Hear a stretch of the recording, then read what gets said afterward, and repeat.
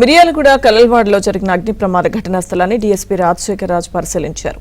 ఇంట్లో విద్యుత్ short circuit జరిగి మంటలు వ్యాపించాయని, ఆ వెంటనే సిలిండర్ పేలిపోవడంతో తీవ్రత పెరిగిందని డీఎస్పీ తెలిపారు. మంటలు చుట్టుముట్టడంతో ముగ్గురు పడిపోయారని తెలిపారు.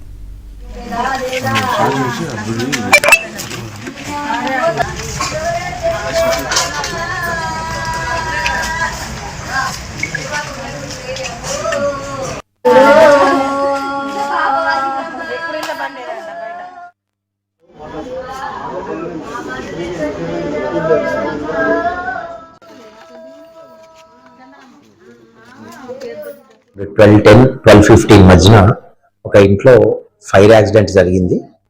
సో ఆ ఫైర్ యాక్సిడెంట్ ఇన్ఫర్మేషన్ వచ్చినటువంటి మిర్యాలగూడ 1 టౌన్ సిఐ నాగభూషణము, తర్వాత ఈ ఫైర్ సిబ్బంది, మెడికల్ అందరూ కూడా ఇమ్మీడియట్ గా స్పాట్ కి రష్ కావటము. ఆ ఇంట్లో మేము సెర్చ్ చేస్తే మాకు ఒక 3 డెడ్ బాడీస్ ఆ ఇంట్లో దొరికినాయి. ముగ్గురు కూడా పూర్తిగా ఆ ఫైర్ యాక్సిడెంట్ లో కాలి చనిపోయినారు. దాంట్లో ఒక ఉమెన్ ఉన్నారు, ఎల్డర్లీ ఉమెన్, 50 years.